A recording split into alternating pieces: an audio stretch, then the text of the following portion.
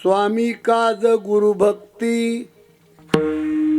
पितृवचन सेवापती हीच विष्णूची महापूजा अनुभव नाही तुझा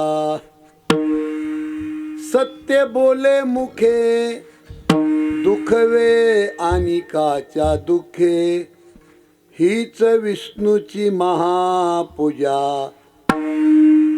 अनुभव नाही तुझा निश्चयाचे बळ तुका म्हणे तेची फळ हीच विष्णूची महापूजा अनुभव नाही तुझा नमो विठ्ठला राजिया पांडुरंगा नमो रुक्मिणी माऊली ज्ञान गंगा नमो पुंडलिका नमो चंद्रभागा नमस्कार माझा रुक्मिणी पांडुरंगा पांडुरंगा करो प्रथम नमन पांडुरंगा करो प्रथम नमन पांडुरंगा करो प्रथम नमन पांडुरंगा करो प्रथम नमन दुसरे चरण संतांची दुसरे चरण संताचे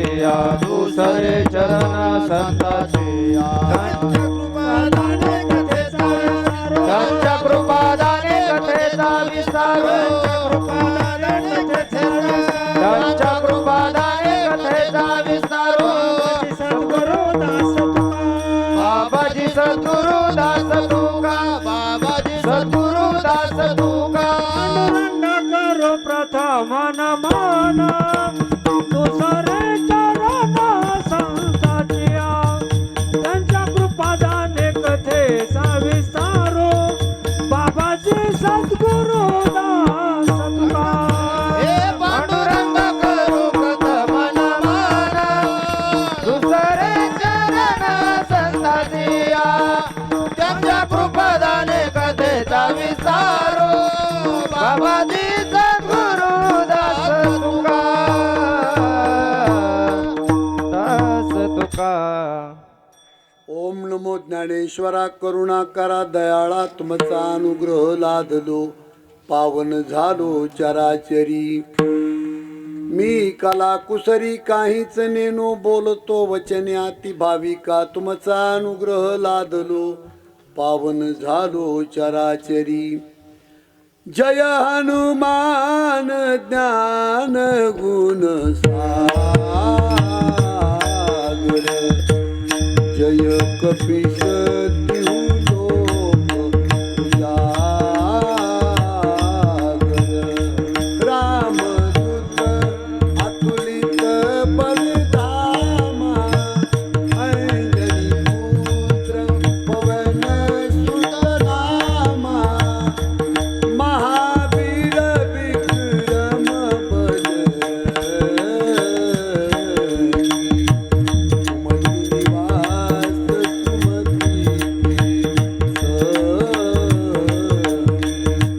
जय सिया राम बोलो जय सिया राम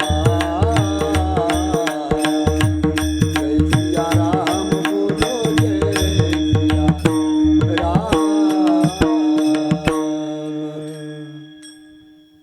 स्वामी काज गुरु भक्ती पितृवचन सेवापती हीच विष्णूची महापूजा अनुभव नाही तुझा प्रस्तुत प्रसंगी सेवेकरता निवडलेला अभंग आपल्या महाराष्ट्राचे लाडके संत ज्यांना पाचवा वेद म्हटलं जातं असे श्री संत देहुनिवासी जगद्गुरु तुकोबाराया यांचा हा अभंग असून या अभंगाचा भाव असा आहे. इकडं लक्ष द्या. एखादा श्रीमंत माणूस फिको नको. एखादा श्रीमंत माणूस पैसे त्याच्याकडं म्हणून 51,000 रुपयाची 1,00,000 रुपयाची पावती फाडतो आणि पांडुरंगाची महापूजा करतो. पैशावाला माणूस आहे. ही महापूजा जगद्गुरु तुकाराम महाराजाला मान्य नाही. या अभंगातले 6 मुद्दे ज्या भाविकाच्या रक्तामध्ये असतील ती खरी भगवंताची महापूजा.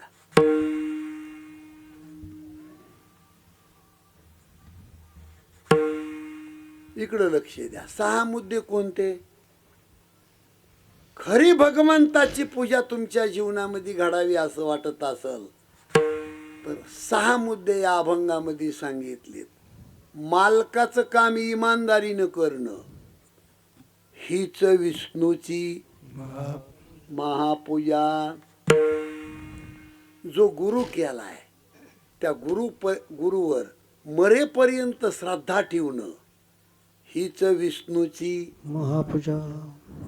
ज्या बापाने तुम्हाला जन्म दिला, 5 वर्षे 10 वर्षे खांद्यावर घेऊन तुमचा बाप गावभर फिरला, त्या बापावर मरेपर्यंत श्रद्धा ठेवणं हीच विष्णूची महापूजा. आणि 4था मुद्दा आहे महिला मंडळीसाठी. बाईच्या जातीनं देवदेवाचं आगाव नाटक न करता फक्त आपल्या पतीला परमेश्वर मानणं हीच विष्णूची महापूजा. आणि अभंगाच्या 3ऱ्या चरणामध्ये 2 मुद्दे आहेत. खरं बोलणं हीच विष्णूची महापूजा.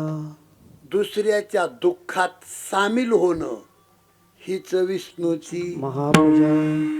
आणि या 6 मुद्द्याचं अवलंबन आपल्या जीवनामध्ये व्हावं असं वाटत असेल तर 6 मुद्द्याविषयी तुमच्या रक्तामध्ये निष्ठा महत्वाची आहे. आणि तुमची निष्ठा जर पक्की असेल तर 100% भगवान परमात्मा त्याचं फळ तुमच्या पदरात टाकणार. निश्चयाचे बोळ तुका म्हणे त्याची त्याची फळ हीच विष्णूची महापूजा अनुभव नाही तुझा. सेवेला सुरुवात करण्यापूर्वी थोडासा परिहार. पुरुषोत्तम मासानिमित्त संत भगवान बाबा, संत वामन भाऊ महाराज अशा गोड प्रतिष्ठांच्या सानिध्यामध्ये या पावन संत भूमीमध्ये लिंबारुई म्हणजे अनेक संतांच्या पदस्पर्शाने पावन झालेल्या या नगरीमध्ये हे भाऊबाबांचं अधिष्ठान. आणि अधिक मास हा पर्वकाळ साधून या कार्यक्रमाचं आयोजन केलेलं आहे.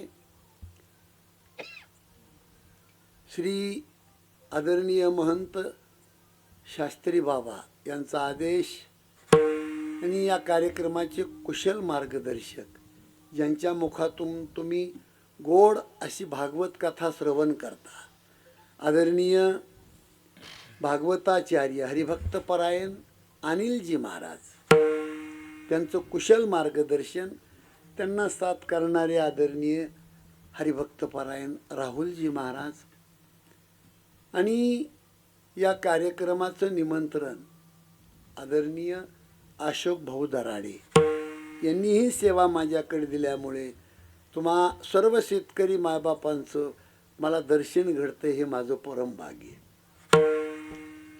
अभंग जगद्गुरु तुकाराम महाराजांचा अतिशय महत्वाचा आहे. महाराज, माझी तुम्हाला हात जोडून विनंती, एक शब्द कीर्तनात तुम्हाला फालतू बोलत नाही.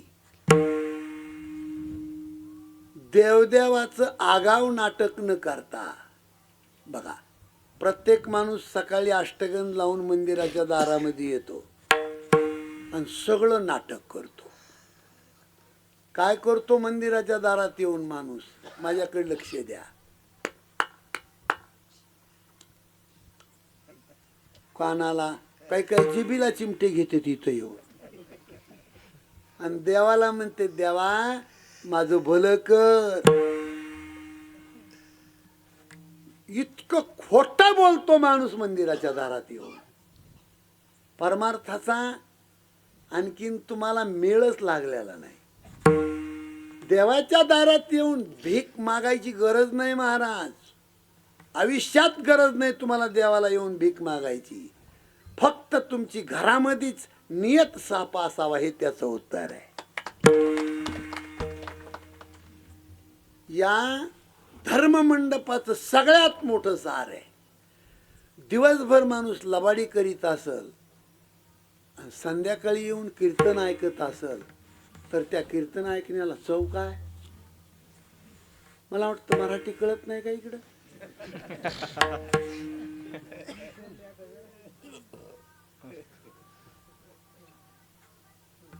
देवा माझं भलं कर म्हणणाऱ्या माणसाला माझी हात जोडून विनंती आहे, तो देव पाहिला कधी? कधी पाहिला देव तुम्ही? अहो स्वप्नात तरी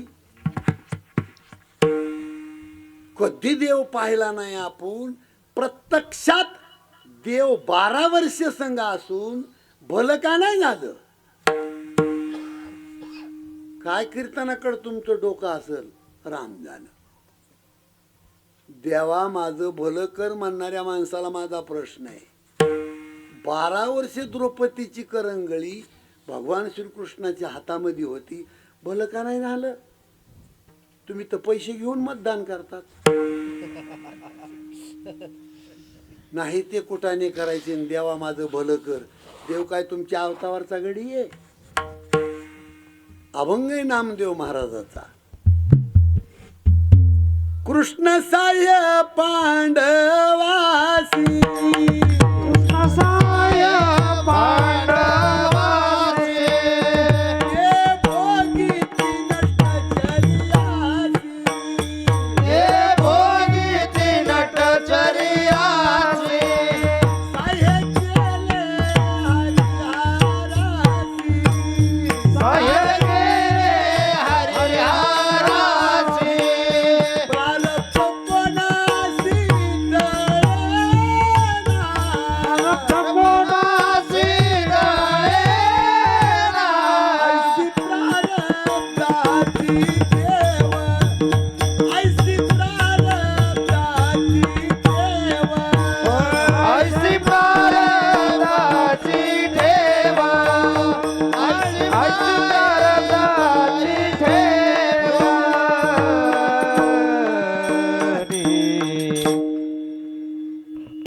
नामदेव महाराजांचा हा कर्मपर अभंग आहे.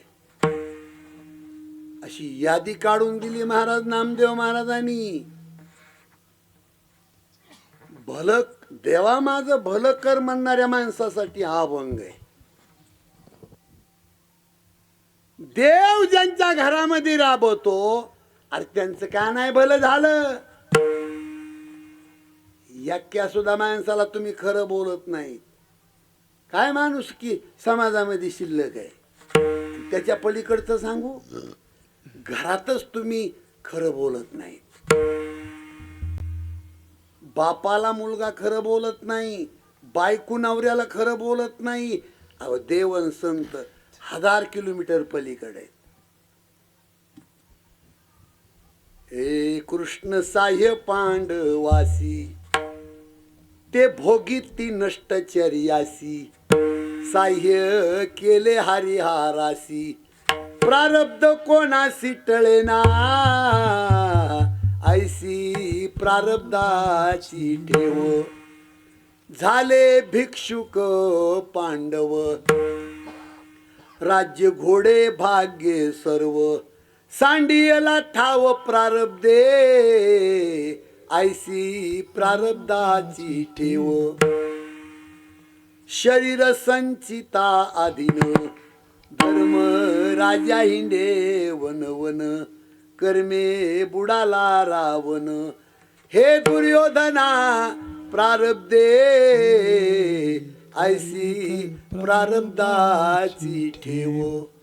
हरिचंद्र तारामती, घोर वनांतर भोगिती, नळ राजा पुरुषार्थी, तयाच्या विपत्ती प्रारब्धे, ऐशी प्रारब्धाची ठेव. माझ्याकडे लक्ष आहे का तुमचं?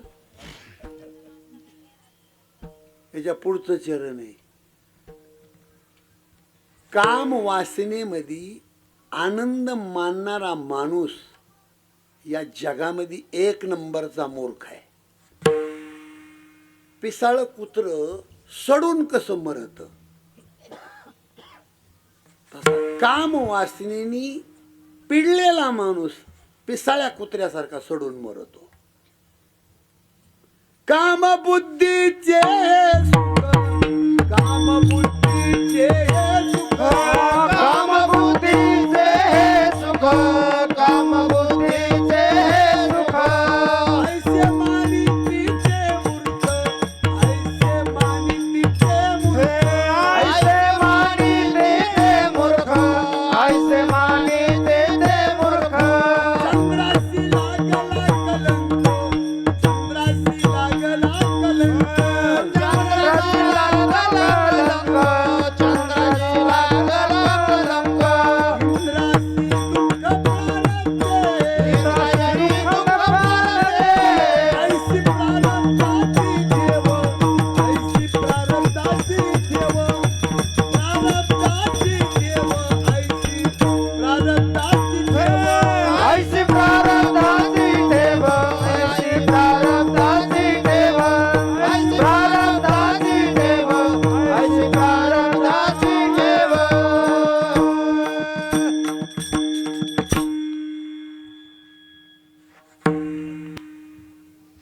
काम बुद्धीचे सुख.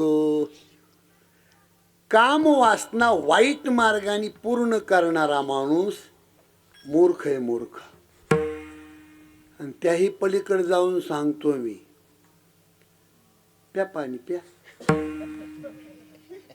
पकवाजाला लावायचे, लावा. खूप सुंदर वाजवितेत बरं, अति सुंदर.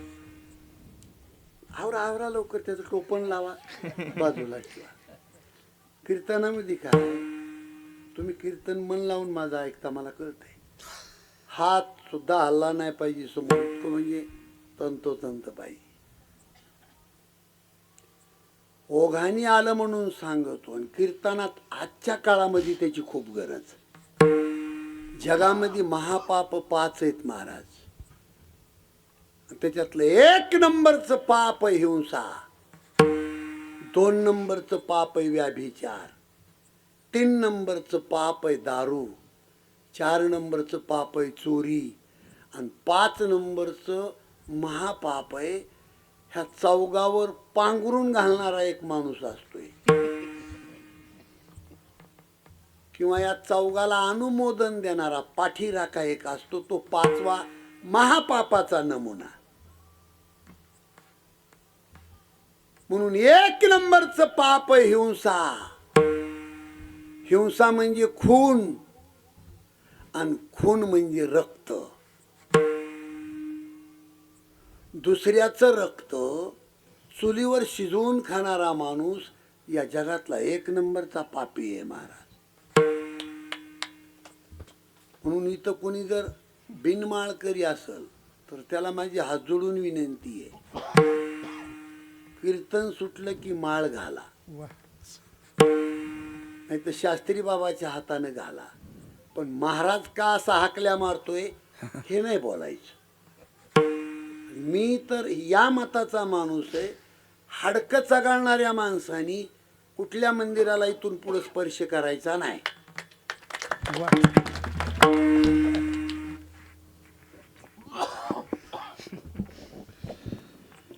बोलायचं एक आणि वागायचं एक. तो माणूस मेल्याला परवडला महाराज. जिवंत राहून बोजा जमिनीला त्याचा. दसरा आला की निघाला हाकल्या मारीत गडावर, जागरण गोंधळ आला की निघाला हाकल्या मारीत गोंधळाला. एवढं डुप्लिकेट जीवन जगणाऱ्या माणसाला जगात नाही माप महाराज. पवित्र तुळशीची गळ्यात माळ पाहिजे, स्वच्छ जीवन पाहिजे, स्वच्छ. अहो त्या घरात देव राबवतो. मला हे सांगायचंय तुम्हाला. 2 नंबरचं पाप आहे व्याभिचार, 3 नंबरचं पाप आहे दारू. झोपताना थोडी घेतली तर जमत या. झोपतात शहाणे माणसं कधी घेतात, जो स्वतःला शहाणा समजतो तो कधी घेतो? झोपताना, अंधारात घेतो. पण त्याच्या बायकोला तरी माहित आहे ना ह्यो किती शहाणा आहे म्हणून. घरामध्ये मी इतकं रगडून का बोलतो? त्याची न माझी दुश्मनी तर नाही. मग का बोलतो? या बोलण्याचा परिणाम त्याच्या डोक्यावर झाला. आणि या सप्त्यामध्ये जर त्यानं माळ घातली तर आपला खर्च सार्थकी लागेल ना महाराज. अहो, एक जरी मुर्दा सुधारला या कीर्तनामध्ये तरी आपला फायदा आहे. म्हणून बोलतो इतका चिमटे घेऊ घेऊ मी कशामुळे बोलतो तुम्हाला? अहो, भगवंतानी माणसाचा जन्म तुम्हाला दिला, ही सुवर्ण संधी आहे. बरवे झाले आज या जन्मासी. बोला. बरवे झाले आहो या जन्मासे. जोड जोडिली मनुष्य देहाईसी. जोड जोडिले मनुष्य देहायसे. महालाभाची उत्तम राशी. महाभारती उत्तम रासे.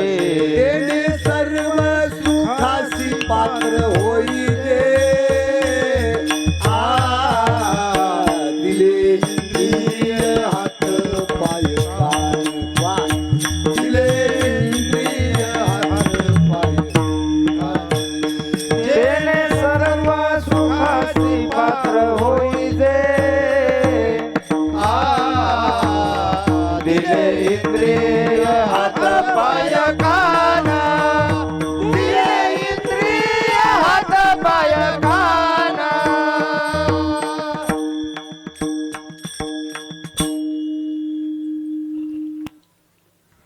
तिळे तिळे पुण्य साचा पडे. तरी हे बहुता जन्मीचे जोडे. नाम तुझे जिव्हेसी आतुडे. समागम घडे संताचा. दिले इंद्रिय हात पाय कान. जगद्गुरु तुकाराम महाराज देवाचे उपकार मानतात. माझ्या बोलण्याकडे लक्ष आहे का तुमचं? म्हणून माणसाच्या जीवनातली खरी इमानदारी आहे. मनुष्य म्हणून जन्माला आलो, कधीतरी देवाची ओळख करून घ्या. कधीतरी तुमच्या घरामध्ये देव जेवला पाहिजे. घर किती बी मोठं बांधा, पण घरामध्ये संत आणि देव येत नसल तर जिवंतपणी दरिद्री येते. जेने हा जीव दिला दान, तयाचे करीन चिंतन. जग जीवन नारायण, गाईन गुण तयाचे. ज्या भगवंताने तुम्हाला जन्म दिला त्याचं भजन करणं हेच मालकाचं काम इमानदारीनं करणं. अभंगाचं पहिलं. स्वामी काज गुरु भक्ती. जय हो. स्वामी काज गुरु भक्ती. स्वामी काज गुरु भक्ती. स्वामी काज गुरु भक्ती. पितृवचन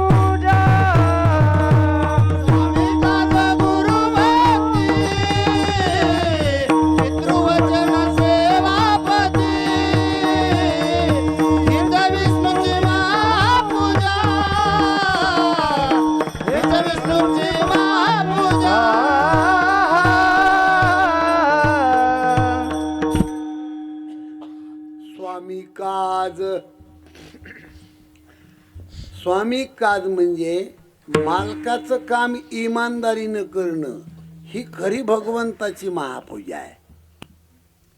स्वामी काज गुरु भक्ती. गुरु गुरु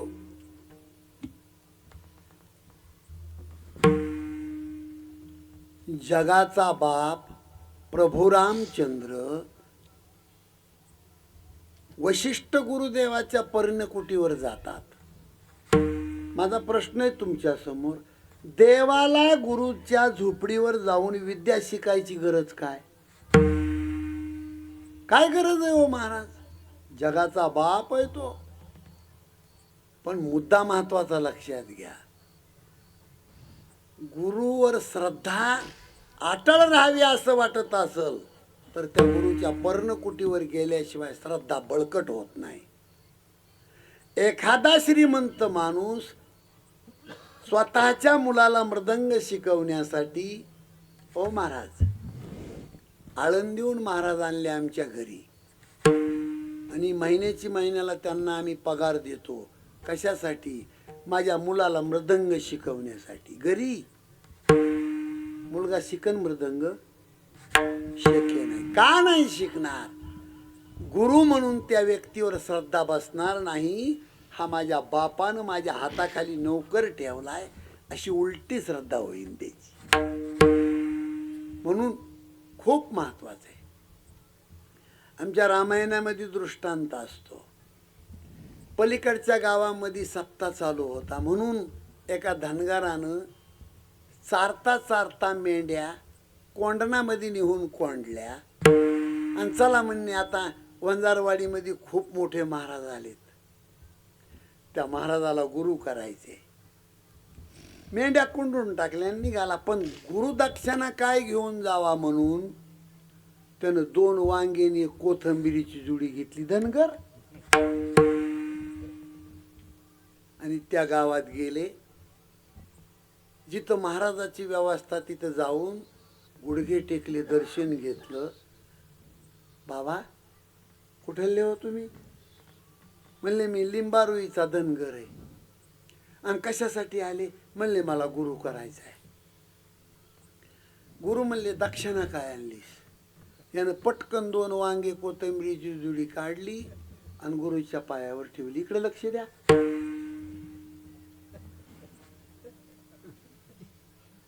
इकडं लक्ष द्या.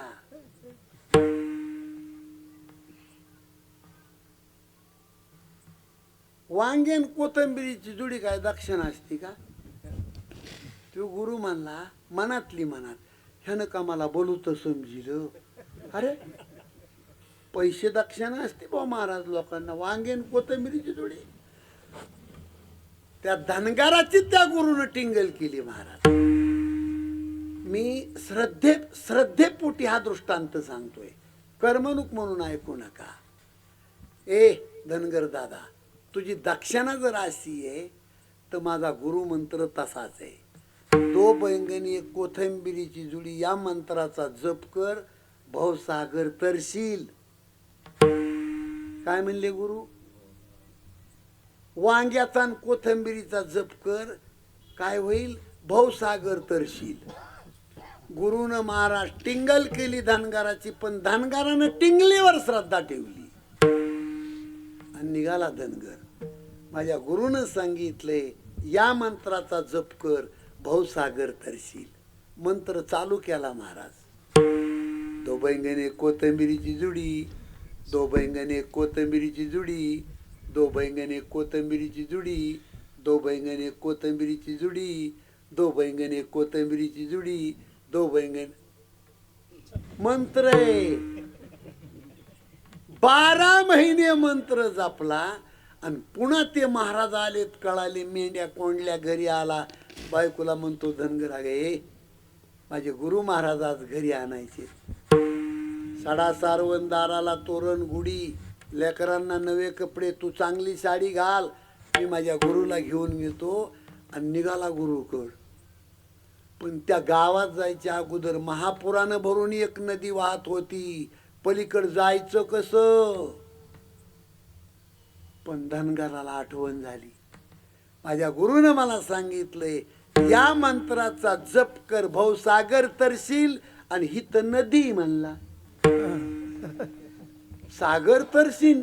असे माझी खांद्यावरची घोंगडी नदीच्या काठावर टाकली, मांडी घातली, डोळे झाकले, गुरुचं स्मरण केलं आणि गुरुनं दिलेल्या मंत्राचं उच्चारण केलं. दो बैंगनी एक कोथंबिरीची जुडी, उचल घोंगडी चल पाहिला थाळी.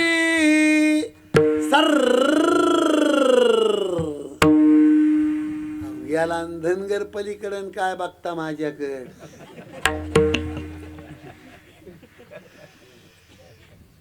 झटकेली घोंगडी खांद्यावर टाकली, जिथं गुरु आणि त्या गुरुचं बाबा. गुरु म्हणला, गेल्या वर्षीचा धनगर आहे का तू? म्हणले हो बाबा, ओळखीला तुम्ही. आणि गुरुला तिथून महापूर दिसत होता. तू रात्री आला का? आता बाबा आता आलो. आणि ह्या महापुरातून आला कसा? धनगर म्हणतो, बाबा तुम्ही गरीबाची टिंगल करता का हो? तुम्ही नाही सांगितलं गेल्या वर्षी या मंत्राचा जप भवसागर तरशील. जप केल्यावर घोंगडीवर बसलो, तुमचं स्मरण केलं, तुमचा मंत्र जपला आणि सारखून अलीकडं आलो. बाबा तुम्हाला खरं सांगू, मी अलीकड तसा नाही आलो, तुम्हाला घेऊन जाण्यासाठी आता आलो. आपोआप गुरुचा बीपी वाढला. माझा लटाच गुरु कापायला. अख्ख्या गावाला हात जोडले त्या गुरुनं, अख्ख्या गावाला. आम्ही जातो आमच्या गावा, आमचा राम राम घ्यावा. आजवर होते येणे जाणे, आता नाही कधी. अहो त्याला कळून चुकलं. वांगेन कोथंबिरीची जुडी काय मंत्र असतो, त्याच्यावर लोक तरतात. तुम्हाला महत्वाचा मुद्दा सांगू का? मंत्र त्या गुरुचा, पण परमार्थातला सगळ्यात मोठा धोका सांगतो तुम्हाला, आपला सांगतोय. आपला गुरुनं दिलेल्या मंत्रावर गुरुचाच विश्वास नाही, याच्या इतका धोका परमार्थात दुसरा नाही. 50 वर्ष भजन केलं मंदिरामध्ये आपण, 50 वर्ष बाबा, पण आपल्या भजनावर आपला विश्वास नाही. 50 वर्ष खड्ड्यात गेले तुमचे. भजन करतोय माणूस, भजन, आपण आपल्या भजनाविषयी आपली निष्ठा नाही. मी आपल्यासाठी बोलतोय. अख्खा जीवन फेल गेलं महाराज. अख्खा गाव नदीच्या काठावर गोळा केला त्या बाबानं, गावाला हात जोडले. येतो मी आता. आणि ढसा ढसा रडतो गुरु. धनगरानं पाहिलं गुरुच्या डोळ्यातलं पाणी. बाबा रडता तुम्ही? हो बसा माझ्या मागन, माझी कंबर धरा. धनगराच्या माग गुरु बसला आणि धनगर आवळून धरला.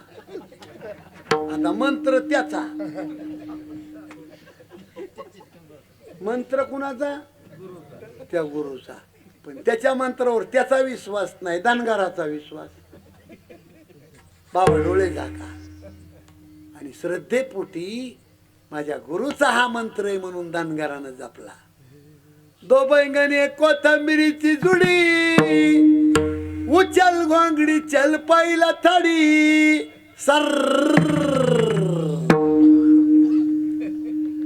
गेले पलीकड. धनगर म्हणतो, बाबा कंबर सोडा. आपण अलीकडं आलो, सोडा माझी कंबर. गुरु असा तिरपा बघतो.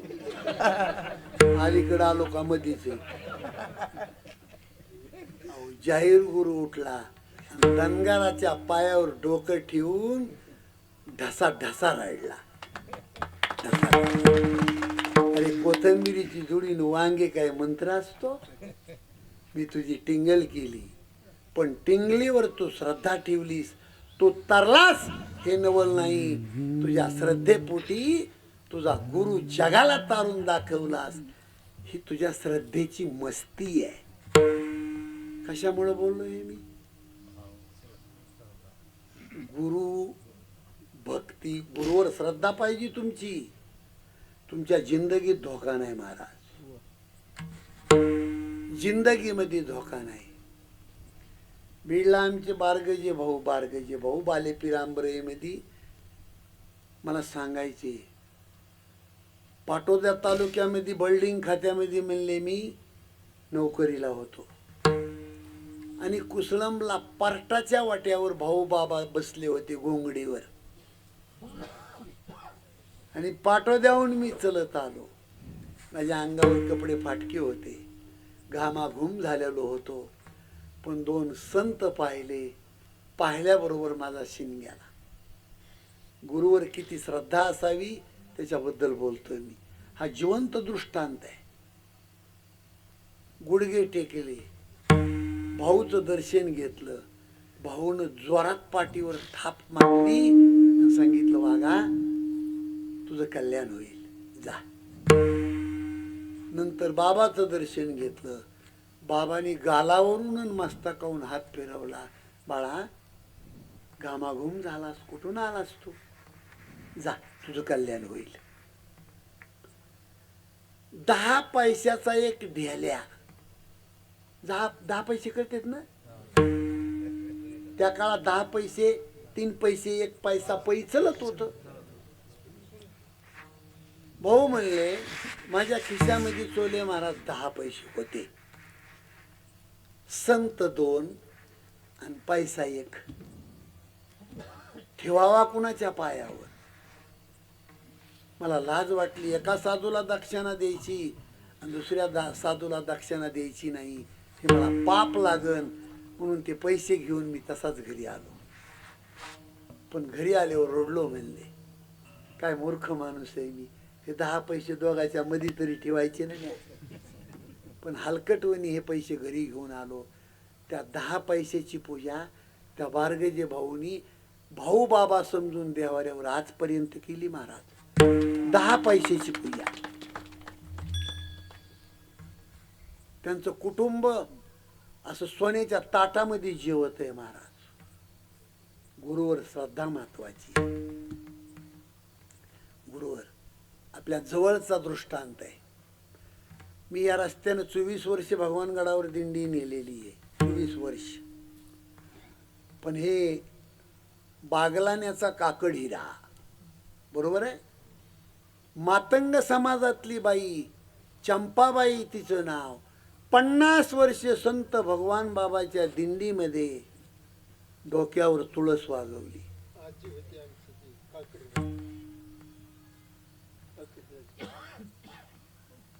बघ आलं जवळच दृष्टांत. तुमची आजी होती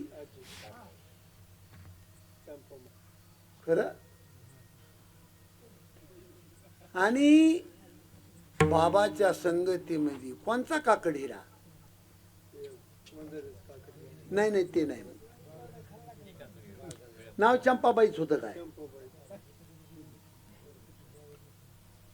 आता घोटाळा झाला.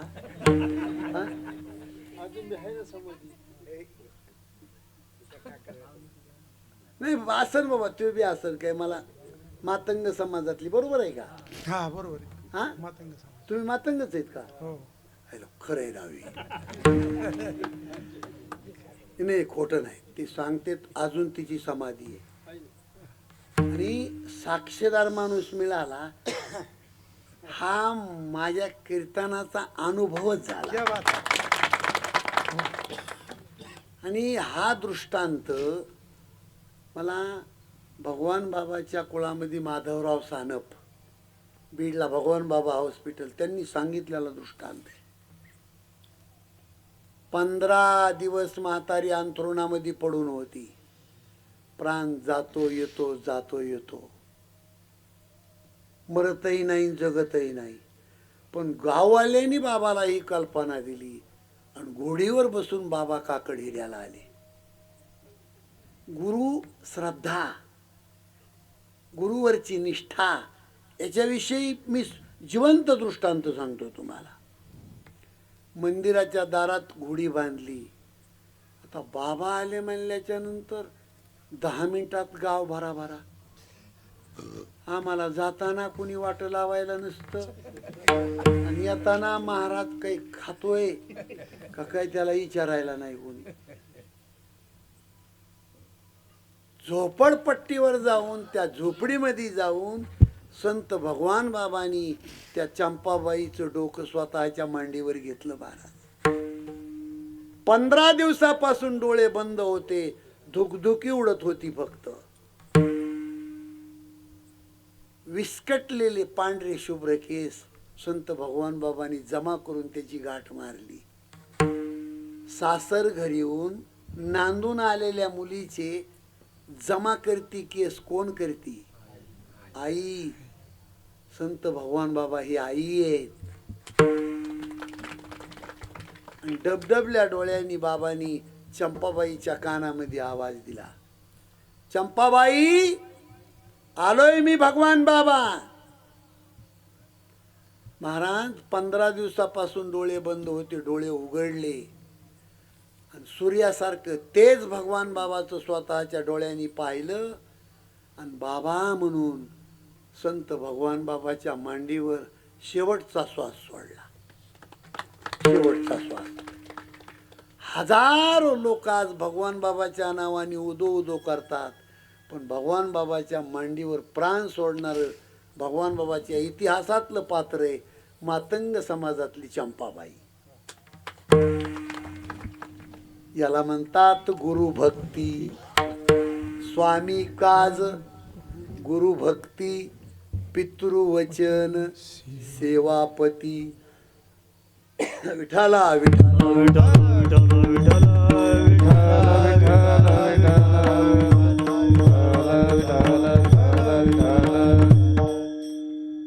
अभंगाचा तिसरा मुद्दा आहे, खूप महत्वाचा मुद्दा आहे. हो, भरपूर मोठं घर बांधलं असेल एखाद्या माणसाने, अतिश्रीमंत, पण मुलगा जर बापाचं तोंड पाहत नसेल तर त्याच्या इतकी दरिद्री नाही महाराज दुसरी. माझी तर विनंती आहे तुम्हाला, घरामध्ये धन कमावण्यापेक्षा घरामध्ये संस्कार महत्वाचे आहेत. मुलाला 2 एकर शेती विकत घेऊन ठेवण्यापेक्षा घेतलेली जमीन विकून टाकीन, हे संस्कार घरामध्ये नसावेत. आज कोणत्याही मुलाला आपल्या म्हाताऱ्या कोताऱ्या बापाचं तोंड पाहायची लाज वाटते, किळस येते त्या माणसाला. आणि तो बाप मेल्याच्या नंतर 1 क्विंटल बुंदी गाळली जाते, महाराजाला 25,000 दक्षिणा दिली जाते, कीर्तन केलं जातं. हा परमार्थ आहे काय? आमच्या कबीरजीचा एक अभंग आहे, जिंदे बाप को रोटी न देवे, मरे बाद पछितैयो रामा, मरे बाद पछितैयो रे. मुठभर चावल ले ले धड़कन, बंदा कौवा बुलायो रे. भजन बिना कैसी तरी अनाड़ी दुनिया, भजन बिना कैसी तरी अनाड़ी दुनिया, भजन बिना कैसी तरी अनाड़ी दुनिया भजन बिना कैसे तरियो, अनाड़ी दुनिया भजन बिना कैसे तरियो, अनाड़ी दुनिया भजन बिना कैसे तरियो. ए जिंदे बाप को रोटी न देवे, मरे बाद पछितैयो रामा, मरे बाद पछितैयो रे. बाप को रोटी न देवे, मरे बाद पछतैयो रामा, मरे बाद पछतैयो रे. मुठभर चावल ले ले धड़कन, बंदा कौवा बुलायो रे. भजन बिना कैसी तरी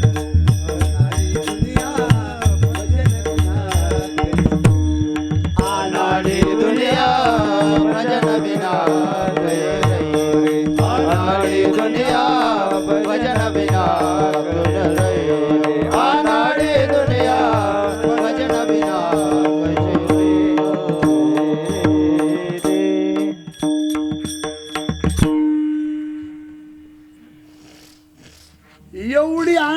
दुनिया. जिवंतपणी बापाचं तोंड पाहिलं नाही तू. आणि 10व्याच्या दिवशी चप्पी करतो माणूस. मला वाटतं तुम्हाला ऐकू आहे ना का. आणि ते गव्हाचा मुटका ताटामध्ये घेऊन कावळ्याच्या माग हिंडतो आणि कावळा पुढं पळतो आणि ह्यो माग पळतो. मग ह्या बायाला लय नाद असतो. हो ते आत्याकडे ताट द्या ना म्हणते. ताट आत्याकडे द्या. कशाची आत्या आली. जन्मभर एक शब्द खराब बोलली नाही. तिच्या हाताने कावळा पिंचू आत्या. मला वाटतं तुम्हाला कळल का और मी खोटं बोलतोय का. अहो महाराज एवढा अनपड समाज आहे. अरे जिवंतपणी काशी करा ना तुम्ही. अहो माझी विनंती महाराज. माझे वडील पहिलवान होते. पहिलवान 15 वर्ष झालं माझे वडील वारले. 22 वर्ष झालं माझी आई वारली. 2 क्विंटल डिंक. डिंक कळतो का.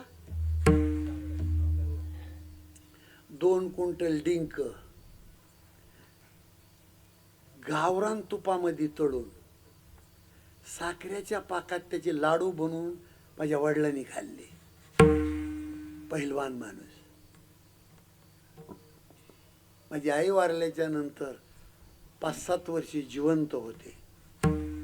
पण गाडीचा आवाज ऐकला की वडील उठून उभे राहायचे गाडीच्या समोर येऊन. वडिलांनी देह सोडला. परलोकाला निघून गेले. पुन्हा गाडीच्या समोर माणूस नाही आला अजून महाराज. लाखो रुपये अंगावर लोक फेकतील व महाराज. पण ते दुःख ते गटार कुणी भरून काढायचं. आणि त्याच्या पलीकडचं सांगू तुम्हाला. माणसाला दादा बाप कधी कळतो. बाप मेल्याच्या नंतर बरं का. जर तिथून पुढे 4 महिन्याला चौकामध्ये एखादा माणूस तुम्हाला आडवा शब्द बोलला तर त्या दिवशी तो मुलगा शेतामध्ये जातो आणि झाड धरून रडतो. माझा बाप जिवंत असता तर चौकात मला माणूस उलटा बोलला नसता. कधी कळतो महाराज बाप. बापाला डावलून एखादा माणूस परमार्थाचं ढोंग करीत असेल त्याच्या इतका नालायक माणूसच नाही दुसरा. घराघरातला पांडुरंग जर कोण असेल तर तो बाप आहे.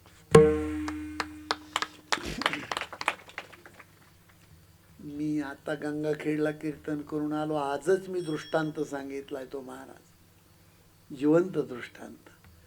जळगावला माझे मित्र आहेत माऊली. आपलं 40गावला क्लास 2 ऑफिसर होते. पण नोकरी सोडली त्या माणसाने. मी विचारलं माऊली नोकरी का सोडली. त्यांनी भरलेल्या डोळ्यांनी मला दृष्टांत सांगितला.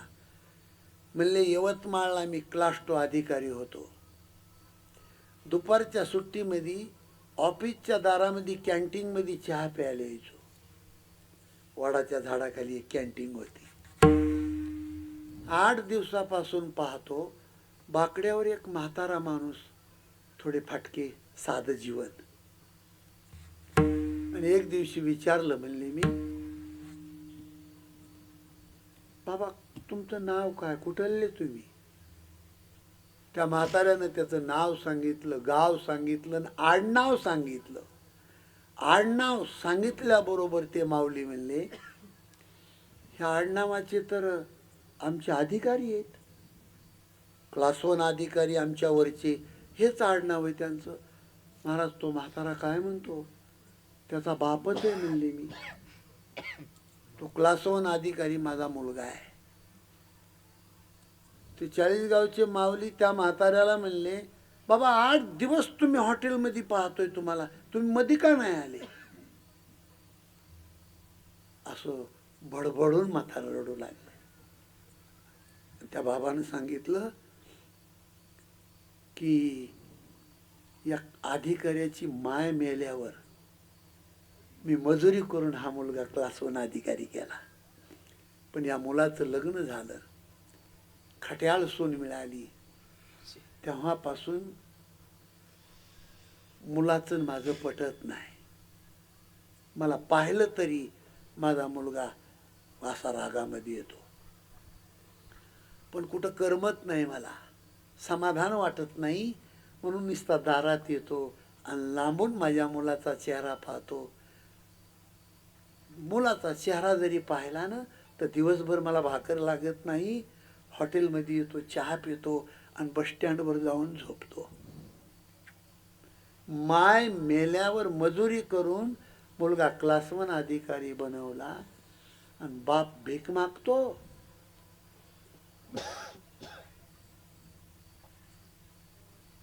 ते ऐकून घेतलं त्या माऊलीनी आणि मध्ये गेले आणि त्या साहेबाला म्हणले, साहेब ते बाहेर म्हातार बाबा आहेत, ते कोण आहेत तुमचे? काय म्हणावा साहेबांनी? त्या साहेबानं सांगितलं, आपल्या शेतामध्ये ओसावर दारे धरणारा एक नौकर मी ठेवलेला आहे. बापाला माऊली म्हणले, माझ्या कपाटातल्या सगळ्या फायली काढल्या आणि तो फायलीचा गट्टा त्या साहेबाच्या टेबलवर ठेवून दिला आणि त्याला जाहीर सांगितलं, तुझ्यासारख्या मूर्ख अधिकाऱ्याच्या हाताखाली नोकरी करण्याची माझी इच्छा नाही. तुझे कागद, तुझं ऑफिस आणि तुझी नोकरी तुला लखलाभ. डायरेक्ट एसटी पकडली, पंढरपूरला गेलो आणि म्हणले राजीनामा लिहिला आणि पांडुरंगाच्या पायावर ठेवला.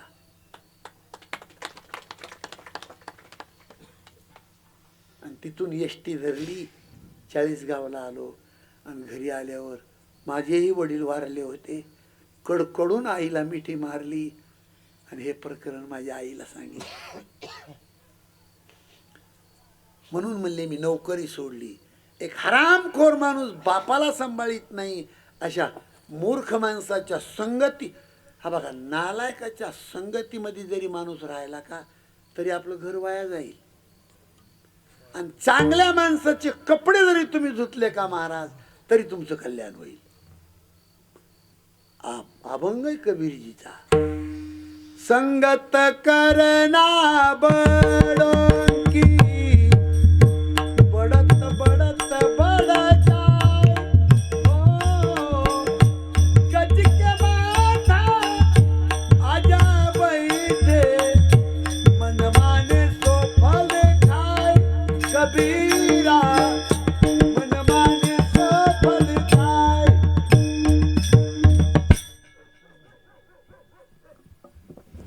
संगत संगत माणसाचं घर उद्ध्वस्त करते संगत. म्हणून चाणक्य नीतीमध्ये शिकवलंय, नालायक माणूस जिथून गेला का तो रस्ता सुद्धा 24 तास ओलांडू नका. कारण चाणक्य नीती शिकवती, सापाच्या दातात विषय, माशीच्या मस्तकात विषय, विंच्याच्या नांगीत विषय, मूर्ख माणसाच्या सगळ्या रक्तात विषय. संगतीचा परिणाम आहे महाराज. म्हणून ज्याचा बाप जिवंत असल त्यानं कुठल्या मंदिरात जायचं नाही महाराज. टाळकरी असतील नाही ते इथं कुणीही असल, आजपासून तुम्हाला पांडुरंगाची शपथ आहे, ज्याचा बाप जिवंत आहे त्यानं एकट्यानं कधी जेवायचं नाही महाराज. बाप सोबत घेऊन जेवायचं आणि बाप सोबत घेऊन उद्यापासून जेवा. त्या जीवनातला आनंद मला फोन करून सांगा. हॉटेल सारखं घरामध्ये जेवतात लोक. नातू येतो जेवून जातो, मुलगा येतो जेवून जातो, बाप येतो जेवून जातो, आजा येतो जेवून. अहो, पूर्वीच्या काळात घरात पंगत बसायची, जुन्या लुगड्यावरची बाई त्या वाढायला असायची, साधं पिठलं खळबुटच असायचा, पण आनंद किती. म्हणून जगद्गुरु तुकाराम महाराज म्हणले, जिवंतपणी बापाची सेवा करणं हीच विष्णूची महापूजा. आणि चौथा मुद्दा आहे, चौथा महिला मंडळीसाठी मुद्दा आहे. महिला मंडळी लक्ष आहे का बाई इकडं माझ्याकडं? बाईच्या जातीनं फक्त आपल्या मालकाला देव मानायचं, ही खरी विष्णूची महापूजा आहे. आमच्या गावामध्ये हमेशा 16 सोमवार धरणारी माझी सख्खी मावशी आहे. आणि सोमवारी बरोबर कपाळावर 5 टिकले लावणार ती. दगडाच्या महादेवावर गुडघ्या इतका बेलाचा ढीग, गुडघ्या इतका बेलाचा ढीग. आणि सोमवार आला की महादेवाच्या मंदिरामध्ये 1000 वात लावी ती. इळभर धुरा असतोय त्या मंदिरामध्ये, देव सुद्धा दिसत नाही. काय अशी चमचमाच करती सोमवारच्या दिवशी. आणि महिना महिना नवऱ्याचं बनेल धुत नाही ती आवलात. काय करावं ह्या 16 सोमवार विठाला विठाला.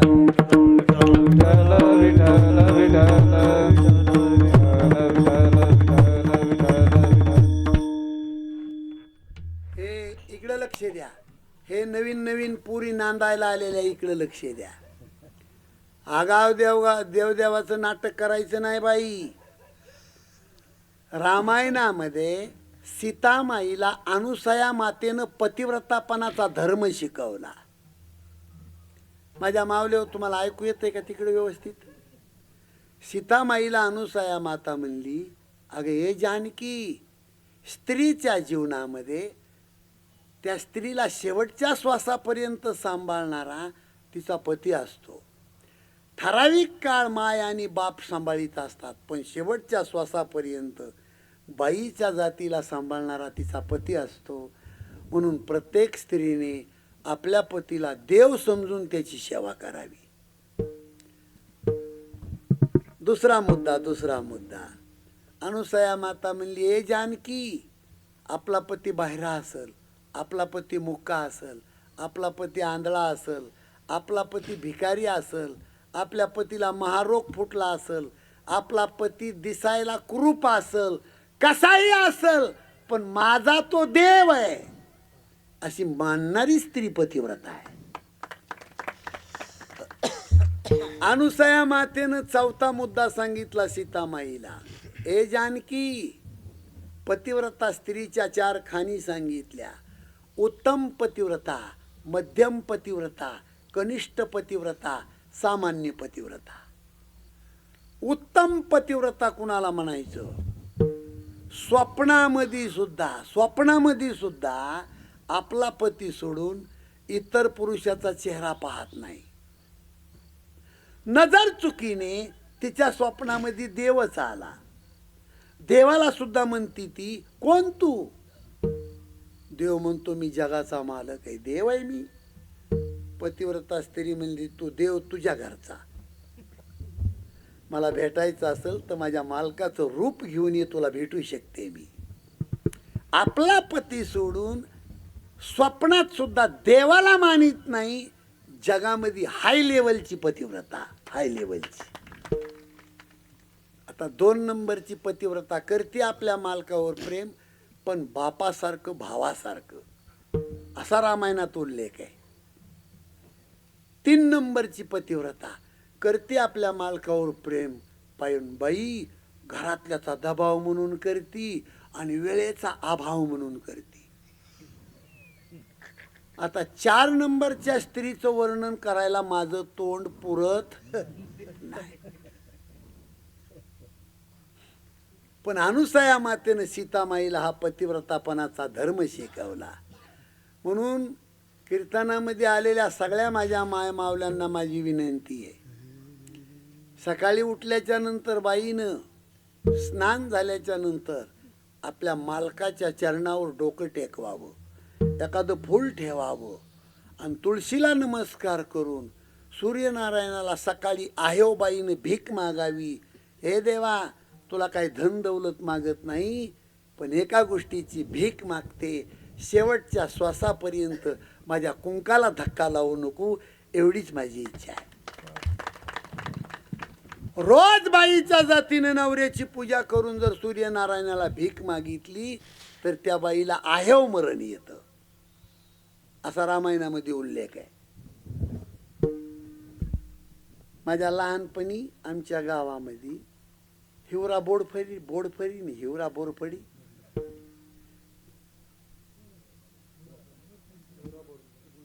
बोरखडी, हिवरा नाही का, पहाडी हिवरा.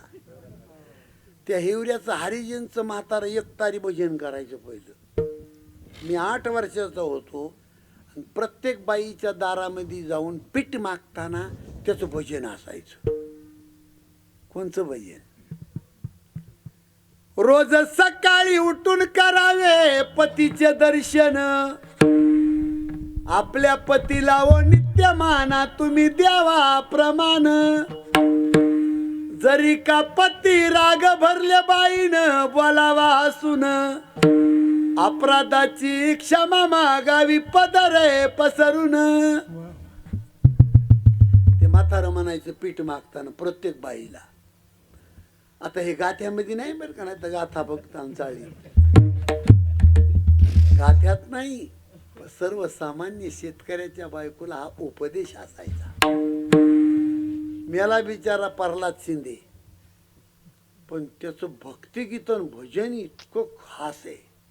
प्रल्हाद शिंदे, तुझा ना भरोसा न माझा भरोसा, जग हे कुणाचे सांग भल्या मानसा. असो चूल माती आणि मीठ भाकर, नाम हरीचे मुखी गोड साखर. सोडून दे रे धनाच्या तू लालसा, जग हे कुणाचे सांग भल्या मानसा. टांग टांग टांग टांग, कधी लागेल रे वेड्या तुला गोडिया भंगाची. बघून घे सावळी मूर्ती आता त्या पांडुरंगाची.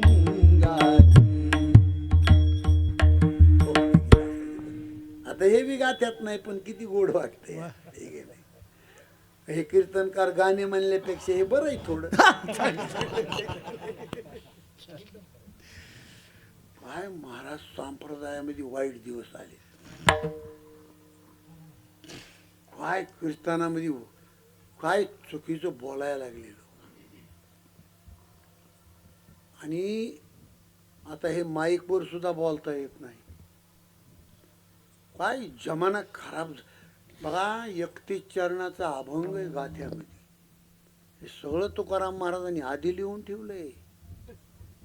आधी लिहून ठेवलंय सगळं. हे गावाच्या चौकात उद्या सकाळी किती माणसं जमलेली असते तुमच्या इथं? चौक नाही का ह्या गावाला? बस स्टँड असतंय ना. बिनकामाचे 500 लोक असते सकाळी 8 वाजता. आणि त्या हुड्या समाजामध्ये जर दोघांचं भांडण लागलं तिथं, तर अति नालायकाला साथ करणारं 90% गाव. आणि चांगल्या माणसाला डायरेक्ट रोगर प्यायची येळ आहे. पाहावो कलीचे महिमान, असत्यासी रिजले बापा देती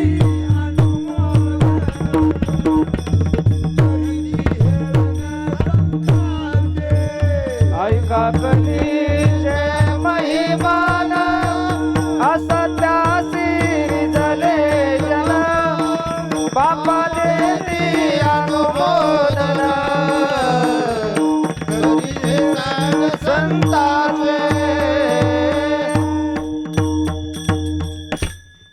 हात वरी घ्या म्हणजे थोडा अवटाळा निघत.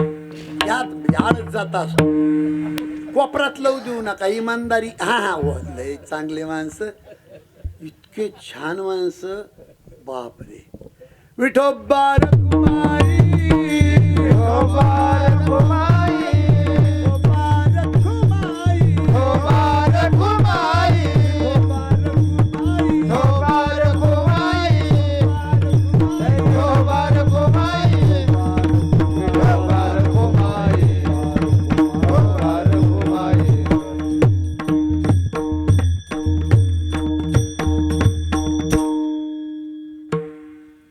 गेलेली आपल्याला माहीतच नाही ना. वेळ संपली. सत्य बोले मुखे. महाराज खरं बोला. खरं बोलायचं असलं तर कीर्तनाला या, काही उपयोग नाही. खरं बोला खरं. आणि तुम्हाला सांगू मी, सध्याच्या काळात खरं बोलणाऱ्याला त्रास आहे, पण विजय त्याच माणसाचा होतो हे ठाम मताने मी तुम्हाला सांगतो. वा महाराज मरायची पाळी आली तरी चालत, पण सत्य सोडायचं नाही. हिंदी मध्ये म्हण आहे, सत्य परेशान करता है लेकिन पराजित नाही. आणि दुखवे आणि काच्या दुःखी दुसऱ्याच्या दुःखामध्ये सामील व्हा. खरं बोला.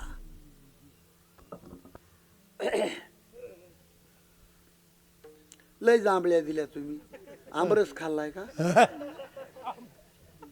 विठाला विठाला. विठ्ठल विठ्ठल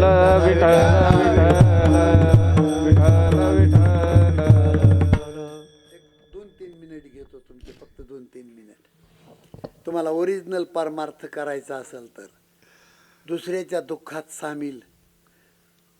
10 वर्षाची मुलगी होती तेव्हापासून आई सोबत खुरपायला जाती, मजुरी करती. 22 वर्षाची मुलगी झाली, त्या मुलीचं लग्न जुळलं. आजपासून 8 दिवसाला मुलीचं लग्न. लोकांचे गुरढोर सांभाळणारा त्या मुलीचा गरीब भोळा बाप. तुम्हाला इथून दिसेल, इथून दिसेल. लग्नामध्ये मुलीच्या कपड्याचा बाजार भरायचा आहे.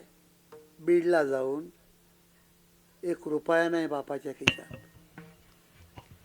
महाराज तुम्ही जुना काळ आठवा. जुना काळ दादा, जुना काळ कसा होता? पैशा वाचून मुलीचं लग्न बाप करू शकत नव्हता, मुडत होतं लग्न.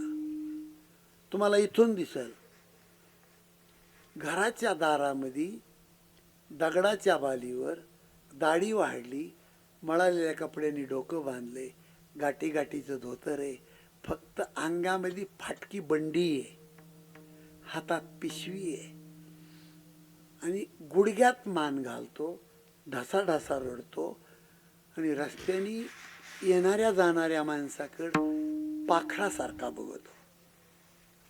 मनामध्ये दुःख आहे. 12 वर्ष माझं लेकरू आईसोबत लोकांच्या इथं मजुरी करत आहे. माझ्या लेकराला लग्नामध्ये घेण्यासाठी कपड्याला पैसे नाहीत. ढोरासारखा दारामध्ये बाप रडतो. आणि त्याच्या पलीकडचं सांगू तुम्हाला, हे दिवस भोगलेत प्रत्येकाच्या घरामध्ये. त्याच्या पलीकडचं सांगू, घरामध्ये बाप रडतो. हे 22 वर्षाच्या मुलीला घरात कळत नाही महाराज,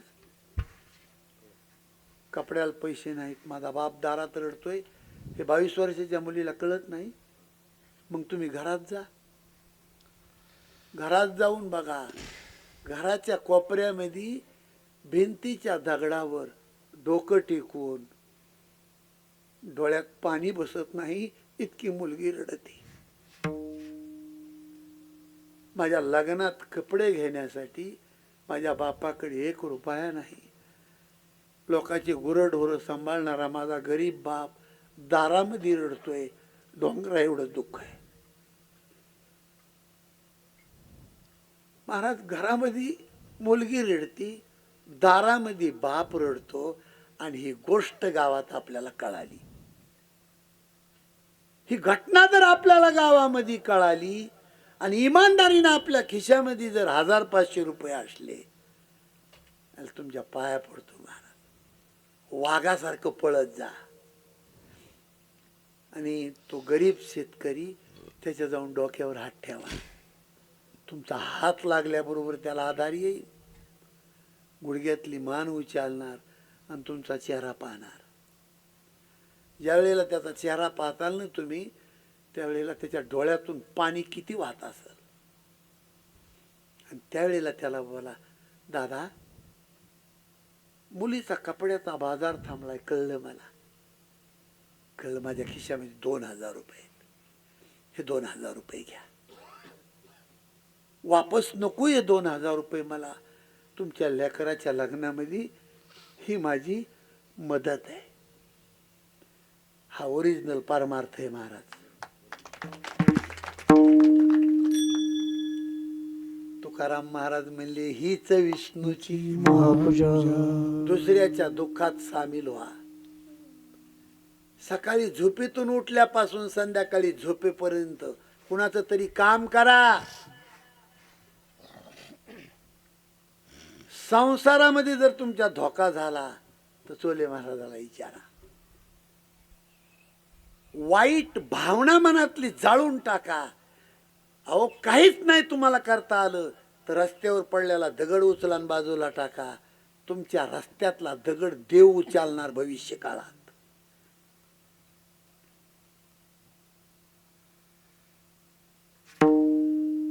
हे सत्य बोले मुखे दुखवे अनिकाच्या, हीच विष्णूची महापूजा अनुभव नाही तुझा.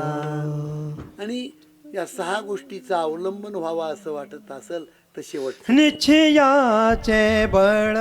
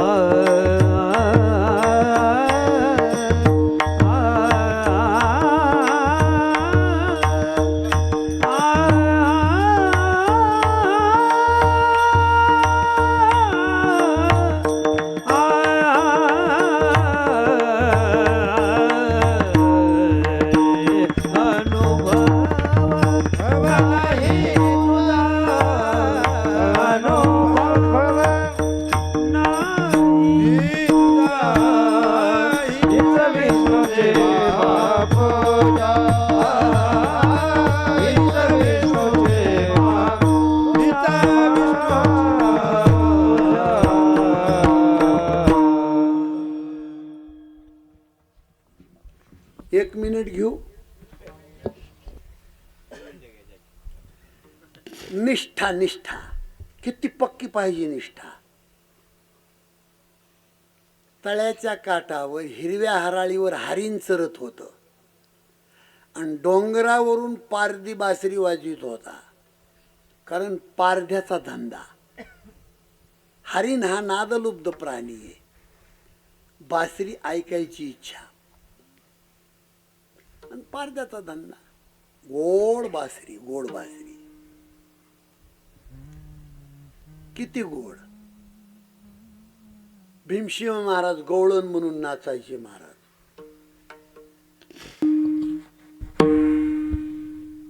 मृदू मधुर मधुर वाजवितो वेणू सावळा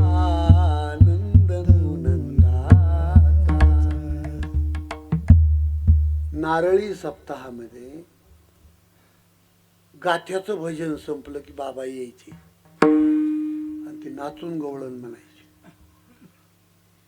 असं गोड पारध्याचं ते गाणं ऐकून हरिण चरायचं बंद करतो आणि कान टावकारून हिरव्या हराळीच्या काड्या तशाच तोंडात चावायचं बंद आणि डोळे फारणाचे पाझरतात. इतकं गोड पारध्याची बासरी ऐक.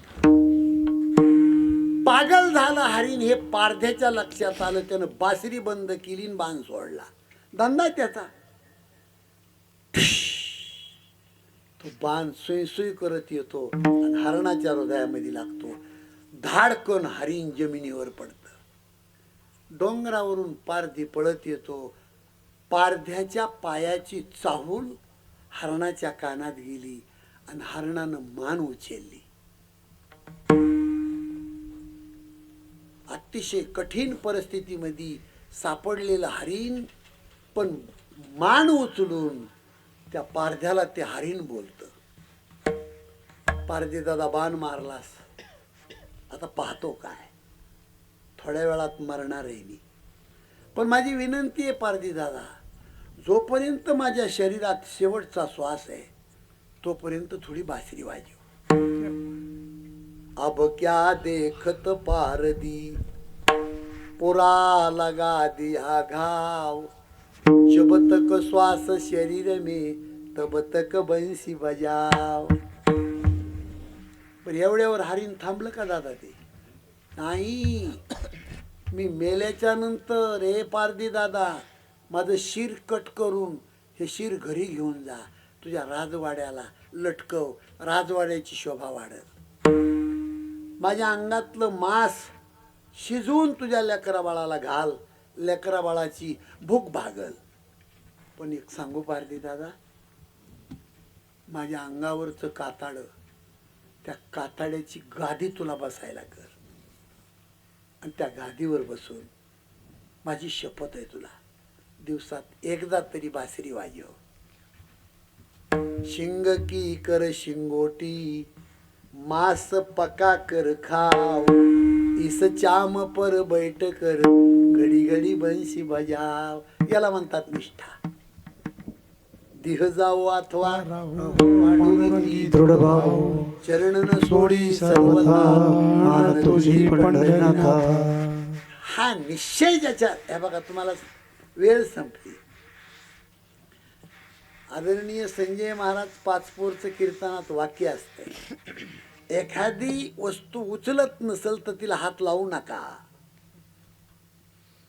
पण ती वस्तू उचलण्याचा प्रयत्न करण्यासाठी ती वस्तू उचलली तुम्ही गुडघ्यापर्यंत, मरायची पाळी आली तरी ती वस्तू खाली टाकू नका, उचलून खांद्यावरच घ्या. जर ती उचलता उचलता वस्तू तुम्ही टाकली तर जिवंतपणी समाजामध्ये तुमचं मरण आहे. म्हणून निश्चय पक्का पाहिजे. आणि निश्चय पक्का असेल 100% त्याचं बळ आहे. हे ज्ञानेश्वर माऊली जय जय ज्ञानेश्वर माऊली ज्ञानराज माऊली जय जय ज्ञानेश्वर माऊली ज्ञानराज.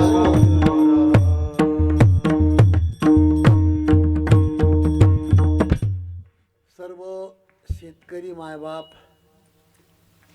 अतिशय शेतकऱ्यांनी घाम गाळून वर्गणी गोळा करून चाललेला हा सोहळा, आणि या सोहळ्यामध्ये आदरणीय महंत शास्त्री बाबा येणार आहेत. काय भाग्यवान आहेत तुम्ही महाराज. आज कोट्यावधी रुपयाचे मालक लोक शास्त्री बाबा आमच्याकडे यावात म्हणून वाट पाहतात. जगामध्ये असा महाराज होणे पुन्हा शक्य नाही. अहो ज्ञानोबारायाची ज्ञानेश्वरी 156 देशामध्ये इंटरनेटवर चालते. आदरणीय शास्त्रीजीच्या मुखातून प्रत्येक भाषामध्ये त्याचं ट्रान्सलेट करून जग ज्ञानेश्वरी ऐकत आहे. काय पावर आहे त्यांची महाराज. आणि तुम्ही भाग्यवान आहेत की एवढे मोठे संत तुमच्या भेटीला येतात काल्याच्या कीर्तनाला. मी भाऊबाबांच्या चरणी प्रार्थना करतो की माझ्या सर्व शेतकरी मायबापाच्या घरामध्ये सुख संपत्ती संतती समाधान, घराघरात तुमच्या क्लास 1 अधिकारी जन्माला यावेत, संत जन्माला यावेत अशी सदिच्छा व्यक्त करतो. आमचे अगदी तरुण तडफदार अनिल भाऊ गोड भागवत कथा सांगतात. आपल्या या जन्मभूमीमध्ये एखादा संत जन्माला येणं याच्यापेक्षा भाग्य काय मोठं आहे महाराज. आज तरुण वर्ग संपूर्ण भरकटत चालला आहे. पण तारुण्यामध्ये तुम्हाला विनंती माझी, सर्व साध्या साध्या माणसाला कथा सांगण्यापेक्षा उद्या 50 मुलांना फोन करून इथं बोलवायचं. हो, वारकरी संप्रदायामध्ये सगळ्यात मोठा हा धोका आहे आपल्याला. किमान इथं 100 पोरं कीर्तनाला आज पाहिजे होते. मला ऐकू येत नाही तुम्हाला. तुम्ही सगळे साठीच्या पुढे गेलात आणि तुम्हाला कीर्तन सांगून काय करायचे. हा, ते आदरणीय शास्त्री बाबाचंच वाक्य असते. ज्ञानेश्वरीत ओवी आहे त्याची. म्हातारपणातला अष्टगंध म्हणजे 100% धोका.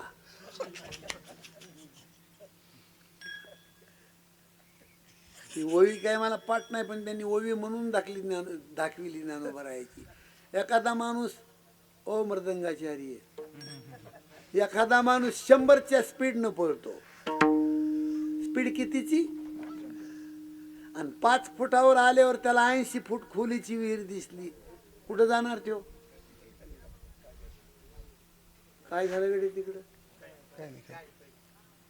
माझा दृष्टांत खाल्ला ना त्या गाडीने. 100च्या स्पीडनं पळणारा माणूस आणि 5 फुटावर आल्यावर त्याला 80 फूट खोलीची विहीर दिसली, कुठं जाणार त्यो? अहो बोला ने, कुठं जाणार त्यो? तसला म्हातारपणातला अष्टगंध. वय निघून गेल्याच्या नंतर देवधर्म करणं, घर उद्ध्वस्त झाले, शेंड्याला शहाणा झाला, त्याला चव काय? तारुण्यामध्ये विश्व जिंकलं, इतिहास उघडा लोकांनी. म्हणून झालेली सेवा भाऊबाबांच्या चरणी तुम्हा शेतकरी मायबापांच्या चरणी अर्पण करतो आणि माझ्या वाणीला पूर्ण विराम देतो. विठ्ठल